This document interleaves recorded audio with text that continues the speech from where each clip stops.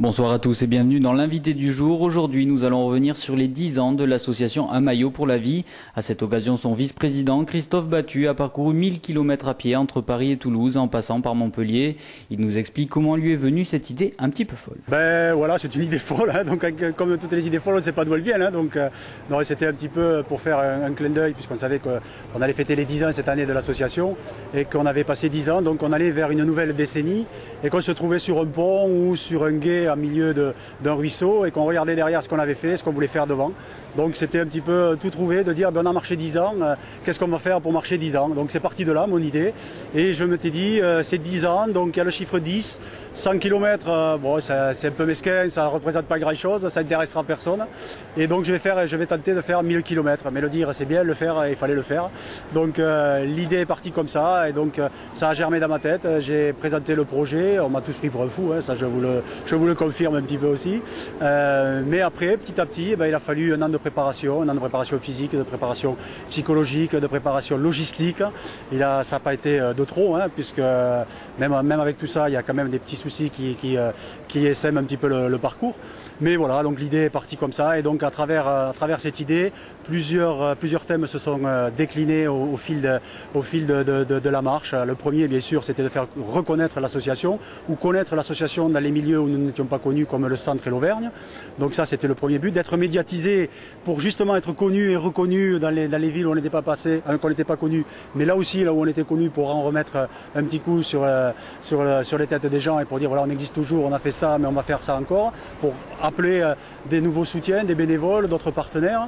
Et puis récolter des fonds, bien sûr, hein, ça aussi c'est quand même important pour pouvoir continuer nos aventures dans les années à venir. Et puis un projet que je n'avais pas du tout mesuré. Et quand je suis arrivé, j'étais au téléphone avec les hôpitaux de Montpellier, puisqu'ils m'ont suivi tous les jours de ma marche, les 31 jours qui ont été depuis le 14 août, et ils m'appelaient pour savoir ce que j'avais fait dans la journée, qu'est-ce que j'avais vu, raconter tout ce que je leur ai fait, et puis la question de me dire où tu seras demain. Alors quand tu seras demain, je leur disais je serai à tel endroit, donc je ne pouvais pas que reculer, il fallait que j'avance tous les jours malgré les petits soucis, et donc comme je le dis, ils ont été ma tête, j'ai été leurs jambes, ils étaient dans les hôpitaux où ils ne pouvaient pas sortir puisqu'ils étaient malades pendant la période de vacances, et virtuellement pendant un mois ils ont été en vacances avec moi, et ils ont été portés, et on a passé la ligne d'arrivée tous ensemble. Quand je suis arrivé, ils étaient au téléphone, je leur ai dit 3, 2, 1 et tous ils ont crié de joie derrière moi au téléphone pour me dire mais voilà, on a passé la ligne d'arrivée sur la place du Capitole avec Christophe, on a fait 1000 km avec lui.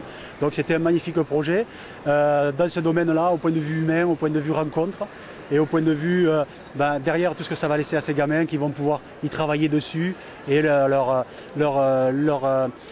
mental va pouvoir faire gagner un petit peu plus sur la maladie. D'un goûter à Toulouse, aujourd'hui on en fait 30 par an. Ou 35, on a 5 sportifs, on a 3500 qui sont parrains de l'association et qui ont fédéré derrière Fabien Pelouse. On a plus de 20 ou 25 000 enfants qui ont été visités sur les 10 ans. Tous les établissements, les CHU de France, et on est la seule association à l'avoir réalisé, ont été visités par l'association Un maillot pour la vie. Des rêves d'enfants ont été réalisés, comme de les amener aux Jeux Olympiques de Turin, de les amener à la Coupe d'Europe en 2008 en Autriche, pardon, et en Suisse, de les amener à Roland-Garros, de les amener à la Coupe du Monde de rugby. Donc tout ça, ce n'est que du positif, et ça nous pousse bien entendu à aller encore plus loin, et c'était le but de ma marche, c'est de fédérer tous les hôpitaux de proximité qu'on n'avait pas encore visités, pour que tous les enfants bénéficient, comme les autres enfants qui ont déjà bénéficié de nos services, puissent rencontrer les sportifs et avoir le bonheur de partir sur des événements assez intéressants comme les Jeux Olympiques de Londres par exemple, que nous espérons pour 2012. Quand vous êtes tout seul pendant entre 6 heures et 10 heures par jour que vous marchez, vous avez le temps de penser à beaucoup de choses.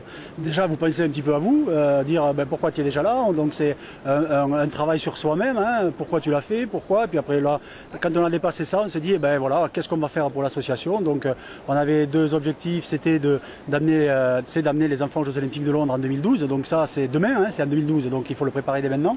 Et surtout de créer une maison, un maillot pour la vie dans les 10 ans à venir. Le président est plus optimiste que moi, il dit 5 ans, mais moi j'essaye de tempérer un petit peu, donc je dis 10 ans, pour être sûr que ça soit réalisé, et d'amener les enfants dans une maison qui sera marquée Un maillot pour la vie dans les Pyrénées, et où les enfants pourront venir se reposer quand ils sortiront des hôpitaux, passer de vraies vacances en famille avec leurs parents et leurs frères et sœurs, et avec des sportifs qui pourront venir les rencontrer ailleurs qu'à l'hôpital.